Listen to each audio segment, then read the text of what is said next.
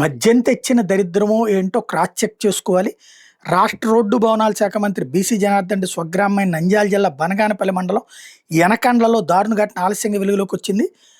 గ్రామంలోని దళిత వర్గానికి చెందిన వృద్ధురాలు 65 ఏళ్ల మహిళ ఈ నెల 15 పశువుల కోసం గడ్డి మోపు ఎత్తుకుని పొలం నుంచి ఇంటికి వస్తుంటే అదే గ్రామానికి చెందినటువంటి 24 ఏళ్ల దాట్ల అమర్నాథ్ అంటే వాళ్ళ మా అమ్మ వయసు వెనక వైపు నుంచి వచ్చి ఆమె నెత్తిన ఉన్న గడ్డి మోపుని కిందకి నెట్టేశాడు. ఆపై నోరు మూసి అత్యాచార యత్నం చేశాడు.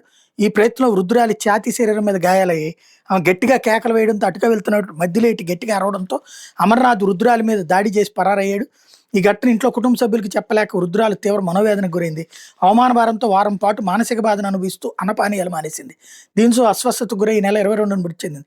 విషయం తెలుసుకున్న కుటుంబ సభ్యులు, బంధువులు, గ్రామస్తులు బనగానపల్లి పోలీస్ స్టేషన్ దగ్గర ఆందోళనకు దిగారు. అమర్నాథ్ గతంలో కూడా గ్రామంలో కొంతమంది మహిళల మీద అసభ్యకరంగా ప్రవర్తించిన ఘటనలున్నాయి. ఈ క్రమంలో యువకుడికి గ్రామస్తులు దేహశుద్ధి చేసినట్టు తెలుస్తోంది. వృద్ధురాలు అనుమానాస్పద స్థితిలో మృతి చెందినట్టు పోలీసులు కేసు నమోదు చేశారు. మంత్రి సొంత ఊరు కావడంతో పోలీసులు కేసు విషయంలో పెద్దగా స్పందించలేదన్న విమర్శలు వ్యక్తం అవుతున్నాయి. అమర్నాథ్పై అత్యాచారం, ఎస్సీ/ఎస్టీ కేసుతో పాటు హత్యాయత్నం కేసు నమోదు చేయాలని ఎంఆర్పీఎస్ నాయకులు డిమాండ్ చేశారు.